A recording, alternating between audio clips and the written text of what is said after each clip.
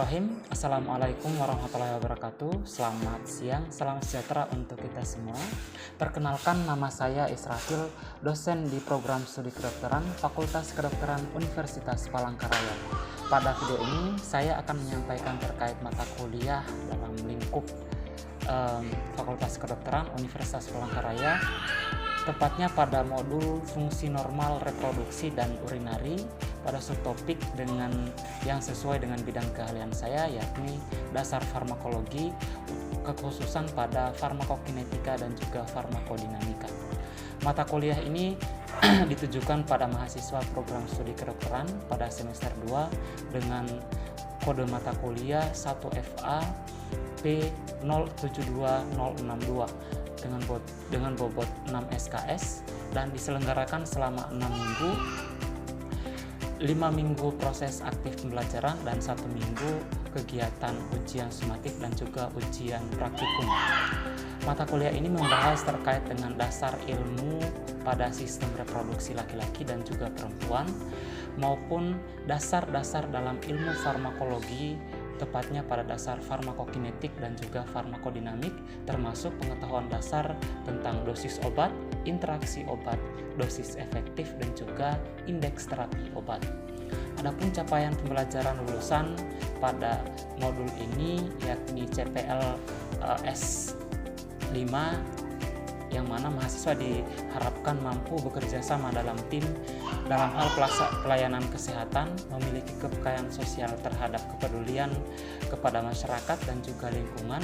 Kemudian CPL P1 menguasai pengetahuan tentang fungsi normal secara molekuler dan juga seluler. Dan yang terakhir adalah CPL KU4, yakni mahasiswa diharapkan mampu menjelaskan secara holistik dan juga sistematik tentang suatu fungsi normal dan juga proses penyakit pada sistem tubuh manusia.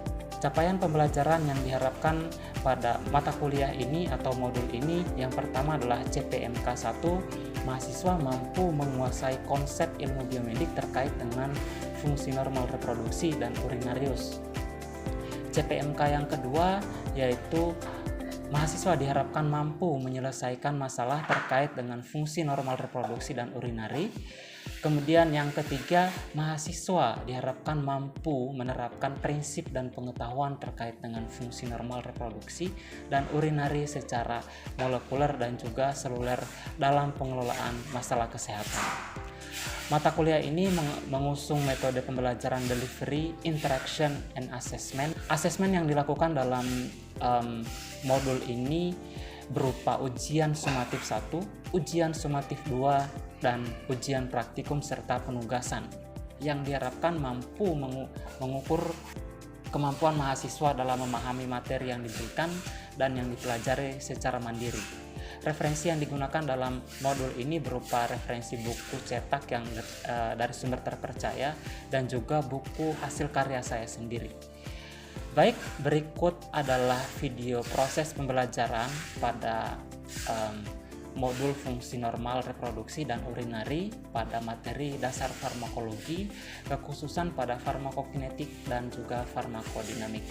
Materi ini termasuk dalam sub CPMK nomor 6, yakni mahasiswa diharapkan mampu menjelaskan konsep farmasi kedokteran dan farmakologi fungsi normal reproduksi dan urinari.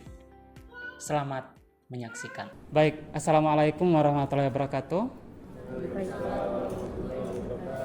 Selamat pagi semuanya. Bagaimana kabar? Baik. Ya, alhamdulillah.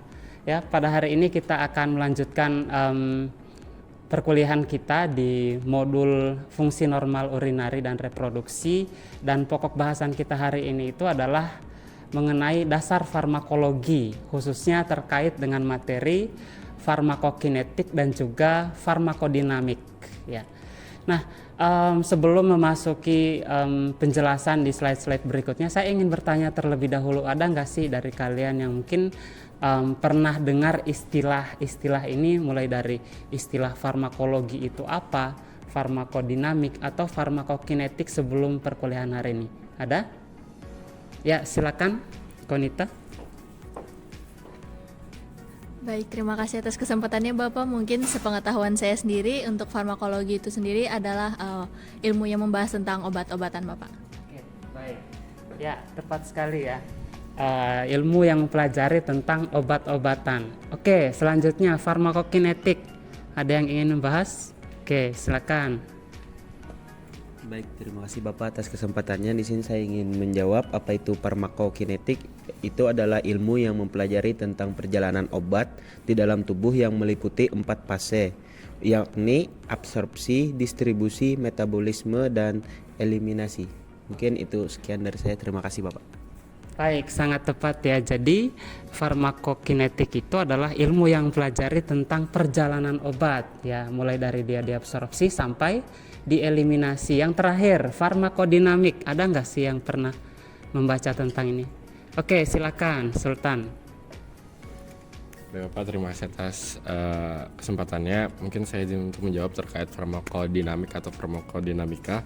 Ini merupakan suatu ilmu yang mempelajari tentang interaksi obat dengan target aksinya sehingga itu bisa menghasilkan efek Bapak. Mungkin itu saja Bapak. Oke, baik, sangat tepat ya. Jadi farmakodinamik itu adalah ilmu yang mempelajari tentang aksi obat pada reseptor atau target aksinya ya, atau aksi suatu substansi kimia pada target aksinya. Baik, ya. Kita akan coba bahas satu persatu ya, dimulai dari istilah farmakologi tadi. Seperti yang disampaikan oleh teman kalian tadi, farmakologi itu adalah ilmu yang mempelajari tentang obat-obat dan efeknya pada organisme hidup, mulai dari obat itu dikonsumsi, kemudian dia didistribusikan sampai kemudian bisa menghasilkan efek. Dan tidak hanya itu, studi tentang farmakologi ini juga membahas berbagai hal yang ada kaitannya dengan obat, misalnya kaitan antara genomik atau genetik seseorang itu dengan efek obat, sampai pada bagaimana obat itu bisa menghasilkan efek dengan suatu biaya yang dikeluarkan oleh pasien tertentu yang kita kenal dengan istilah farmakoekonomi, dan itu adalah cabang-cabang yang dipelajari oleh farmakologi ya. Farmakologi ada banyak sekali cabang yang dipelajari oleh farmakologi, dan yang akan kita pelajari hari ini itu adalah fokus kepada farmakodinamik dan juga farmakokinetik. Mungkin saya dan kita semua bertanya-tanya bahwa bagaimana sih cara obat yang kita konsumsi itu bisa menghasilkan efek. Ada yang ingin berpendapat tentang itu? Ya, silakan Natasha. Oke, baik, terima kasih kesempatannya. Mohon izin menjawab Bapak. Pada saat kita mengonsumsi obat tersebut akan diabsorpsi atau diserap di usus dan nantinya akan masuk ke dalam sirkulasi dan didistribusikan melalui darah untuk mencari target aksinya yang nantinya obatnya akan berikatan dan menghasilkan suatu efek. Mungkin itu jawaban saya. Terima kasih. Ya, baik, sangat tepat sekali ya. Jadi obat yang dikonsumsi oleh seseorang itu atau orang yang sakit biasanya dia akan diabsorpsi dan kemudian didistribusi mencari target aksinya dan kemudian berikatan, dan hasil daripada ikatan itu muncullah efek. Nah, itu yang akan kita coba pelajari kurang lebih mungkin 2 jam ini atau 30 menit ini. Baik, kita akan lanjutkan. Nah, tetapi sebelum masuk ke sana, kita perlu tahu dulu apa sih itu efek ya, efek obat lebih tepatnya. Jadi efek obat yang sering kalian dengar, sering kalian pelajari itu adalah didefinisikan sebagai perubahan yang dapat diukur ya, perubahan yang dapat diukur dalam suatu proses penyakit yang diakibatkan oleh sifat farmakologis suatu bahan obat atau obat yang dikonsumsi oleh seseorang. Dan sesuai dengan definisinya di sini bahwa perubahannya itu dapat diukur. Misalnya saat demam, panas badannya itu misalnya 40 derajat Celcius, setelah dia mengonsumsi obat, misalnya suhunya itu diukur menjadi 37 derajat Celcius. Itu yang dikatakan sebagai efek obat.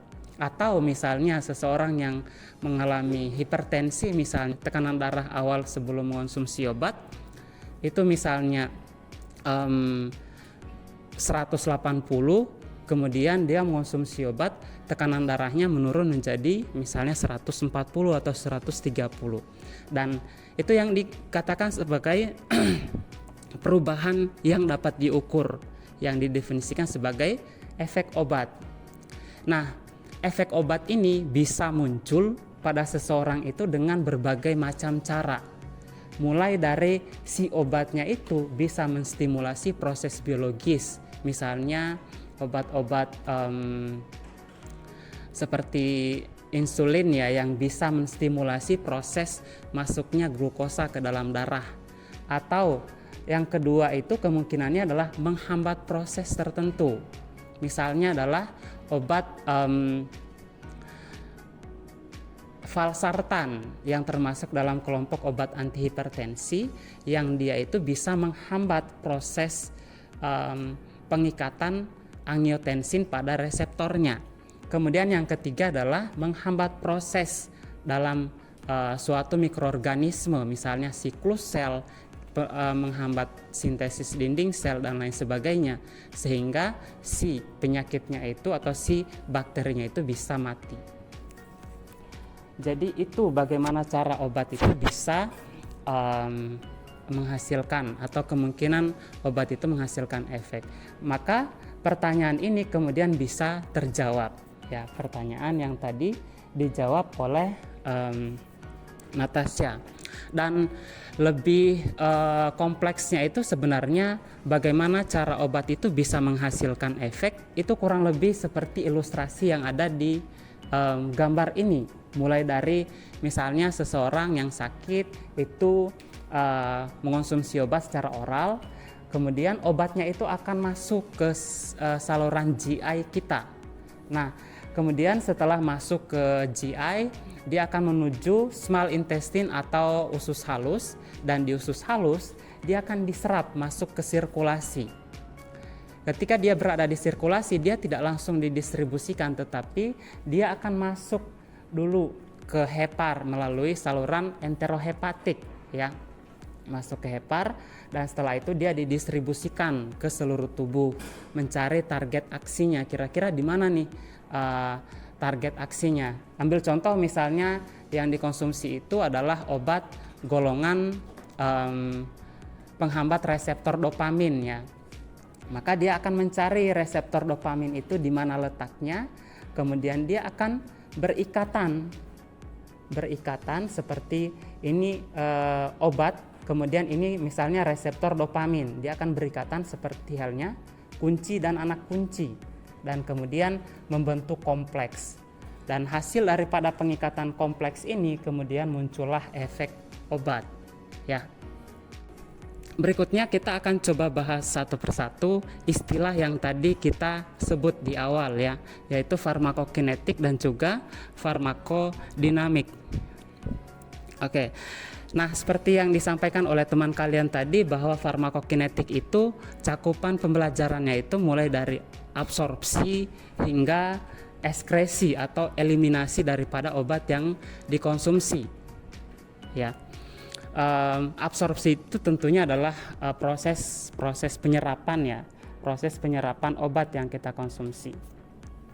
Nah, kita coba bahas satu persatu. Absorpsi itu adalah proses perpindahan obat ya dari tempat pemberian, misalnya tadi masuk ke sirkulasi, masuk ke usus ya, masuk ke usus halus, dia akan berpindah ke sirkulasi darah. Atau absorpsi itu juga bisa diartikan sebagai proses perpindahan obat. Misalnya tadi obatnya itu sudah masuk sirkulasi dan kemudian ingin berpindah ke target aksinya, misalnya ke jaringan aksinya, maka itu juga dikatakan sebagai proses absorpsi dari sirkulasi, di mana obat itu akan berpindah dari sirkulasi ke jaringan atau target aksinya. Nah, proses absorpsi ini di dalam ilmu obat-obatan itu melibatkan 4 mekanisme khusus ya. Yang pertama mekanisme difusi pasif, kemudian yang kedua itu adalah difusi yang melalui kanal ion, kemudian yang ketiga adalah difusi yang dimediasi oleh karier, dan yang terakhir itu adalah pinositosis untuk obat-obat yang ukurannya itu besar. Ya, difusi pasif di mana obatnya itu akan langsung merembes ke lipid bilayer. Lalu kemudian yang kedua itu adalah melalui pori. Obatnya itu akan melalui pori-pori di membran sel seseorang. Kemudian yang ketiga itu adalah proses yang dimediasi oleh karier. Artinya bahwa si obat itu akan berpindah dengan bantuan pembawa tertentu atau carrier tertentu atau agen tertentu. Dan yang terakhir adalah pinositosis, ya. Jadi obatnya itu, obat-obat yang ukurannya besar itu dia akan dibungkus oleh suatu vehicle. Jadi misalnya ini adalah obatnya itu akan dibungkus oleh suatu vehicle dan kemudian bisa berpindah dari satu kompartemen, misalnya dari sirkulasi masuk ke target aksinya, atau bahkan sebaliknya dari sirkulasi sistemik masuk ke dari usus masuk ke sirkulasi sistemik menggunakan suatu vehicle tertentu. Kemudian yang kedua adalah distribusi, ya, distribusi. Jadi setelah obat itu masuk ke sirkulasi, setelah dari hepar tadi, dia akan didistribusikan ke seluruh tubuh, ke jaringan tubuh, dan kemudian si obat itu tujuannya adalah mencari di mana nih target aksi daripada si obat, atau si obat itu bisa bekerja di mana gitu ya. Misalnya obat yang dikonsumsi itu adalah obat untuk nyeri lutut, maka si obatnya itu akan sebarkan ke lutut misalnya, tetapi tidak hanya di lutut tetapi juga di bagian-bagian tubuh yang lain, ya. Mekanismenya kurang lebih hampir sama, ya. Proses perpindahan obat dari sirkulasi masuk ke jaringan itu kurang lebih menggunakan 4 mekanisme yang tadi saya sebutkan. Ada satu hal penting yang perlu diperhatikan dalam proses distribusi obat, yaitu sebagian besar obat itu akan terikat pada saat dia masuk ke sirkulasi, dia akan terikat dengan protein plasma yang ada di sirkulasi. Nah, semakin besar jumlah atau fraksi obat yang terikat pada protein plasma, maka akan semakin kecil volume distribusi daripada obat itu. Kenapa? Karena biasanya obat yang sudah terikat protein plasma itu akan sulit untuk didistribusikan karena ukurannya akan menggumpal atau membesar bergabung dengan protein plasma. Tetapi sebenarnya ini merupakan hal positif, ya. Pengikatan obat pada protein plasma itu sebenarnya adalah bisa menjadi depot bagi obat itu agar dia itu senantiasa ada di dalam tubuh. Dan pada waktu tertentu dia akan terlepas dari protein plasma dan kemudian bisa didistribusikan. Yang perlu diperhatikan juga bahwa setiap obat itu memiliki volume distribusi yang berbeda-beda. Semakin besar volume distribusi obat itu, maka semakin tinggi dosis yang dibutuhkan agar si obat itu bisa menghasilkan efek. Ya, oke. Baik. Kemudian yang selanjutnya adalah metabolisme obat. Metabolisme obat itu adalah salah satu proses yang terjadi di dalam tubuh kita, di mana obat yang kalian konsumsi atau kita konsumsi itu biasanya akan diubah menjadi produk larut air agar mudah dieliminasi. Sehingga dalam beberapa literatur, metabolisme obat itu dianggap sebagai proses eliminasi, di mana obat itu akan direaksikan atau mengalami reaksi, misalnya reaksi fase 1 seperti reaksi oksidasi dan reduksi, dia akan diubah menjadi produk yang mudah larut dalam air. dan kemudian biasanya akan ditambahkan lagi dengan reaksi fase 2, misalnya adalah reaksi konjugasi dengan suatu bahan-bahan tertentu di dalam tubuh sehingga dia akan lebih mudah untuk dikeluarkan. Tujuannya apa? Tujuan daripada metabolisme ini sebenarnya adalah mengaktifkan untuk obat-obat yang sifatnya prodrug, menginaktivasi untuk obat-obat yang memang sudah aktif dan mengubah obat, ya. Serta tujuan yang kedua itu adalah untuk menentukan durasi dan juga intensitas obat di dalam tubuh kita. Baik, yang metabolisme tentunya adalah sebagian besar dilakukan oleh enzim sitokrom P450, biasanya terjadi di liver, ya. Terjadi di liver dan kemudian setelah dia di metabolisme dia akan dikeluarkan dari reaksi metabolisme obat di dalam tubuh itu terbagi atas 2 kategori besar, reaksi fase 1 dan juga reaksi fase 2. Di fase 1 ini biasanya meliputi fungsionalisasi mulai dari penambahan atau reaksi oksidasi sampai dengan hidrolisis, dan di reaksi fase 2 itu meliputi konjugasi, ya, konjugasi.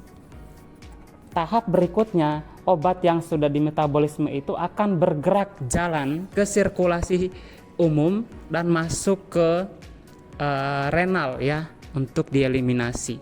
Di renal dia akan diproses dan kemudian dieliminasi menjadi obat yang sudah inaktif. Ada beberapa faktor yang mempengaruhi eliminasi obat, mulai dari ukuran, polaritas, kemudian metabolisme lintas pertama sampai dengan beberapa faktor seperti genetik dan juga faktor gastrointestinal, ya.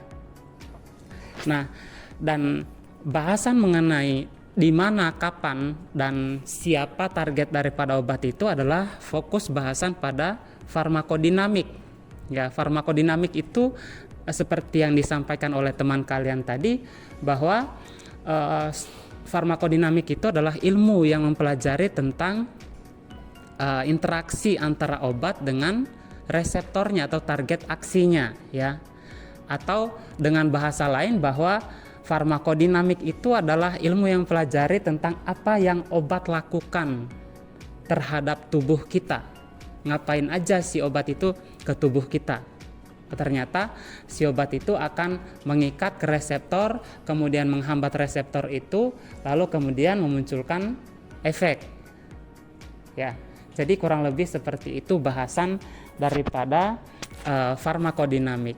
Nah, ya, ngomong-ngomong mengenai target aksi obat tadi, yang menjadi fokus bahasan dari farmakodinamik tadi sudah disampaikan oleh teman kalian Yuda, ya, bahwa target aksi obat itu kurang lebih ada 4, ya, ada 4. Ada yang pertama adalah reseptor, ya, reseptor. Misalnya obat ranitidin, kalau di sini itu adalah ranitidin, targetnya itu adalah reseptor histamin H2. Kemudian enzim, contoh obatnya adalah captopril misalnya, yang kerjanya itu adalah di enzim pengonversi angiotensin. Kemudian yang ketiga itu adalah kanal ion, terakhir adalah transporter, contohnya adalah obat tiagabin yang kerjanya itu di GABA transporter atau GAT, ya. Ini kurang lebih ilustrasinya, ya, ilustrasi daripada target aksi obat. Dan sebagian besar daripada target aksi obat itu sebenarnya adalah reseptor. Yang lain-lainnya itu adalah enzim, ada kanal ion, ada transporter. Tapi yang paling banyak itu adalah reseptor.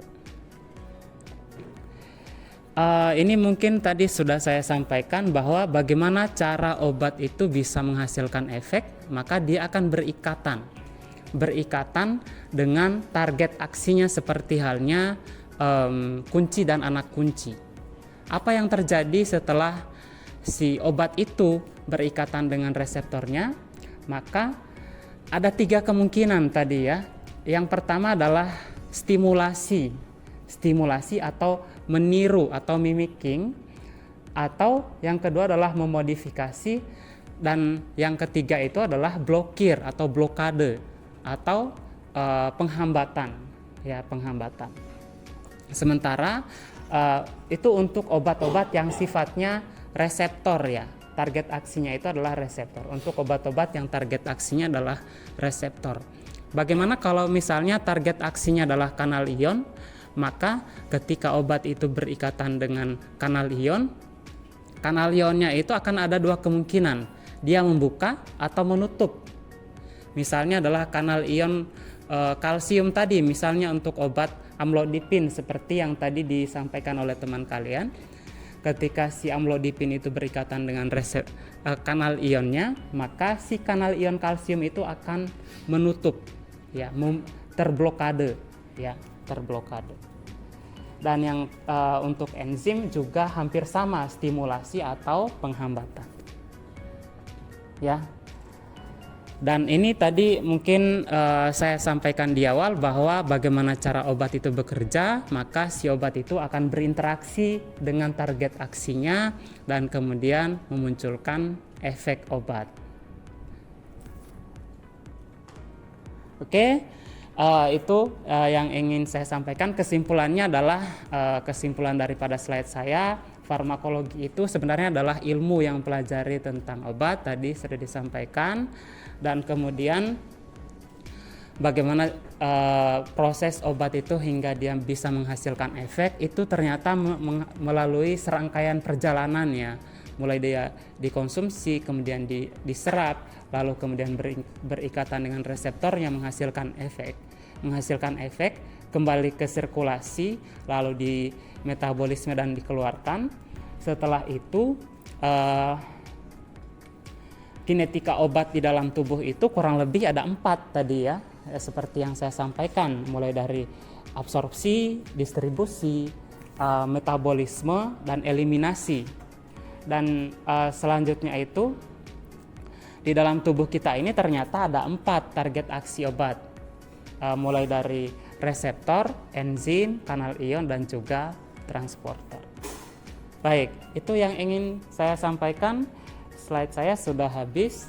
Ada yang ingin bertanya? Oke, kalau tidak ada yang bertanya, kita cukupkan pertemuan hari ini. Terima kasih. Wassalamualaikum warahmatullahi wabarakatuh. Waalaikumsalam.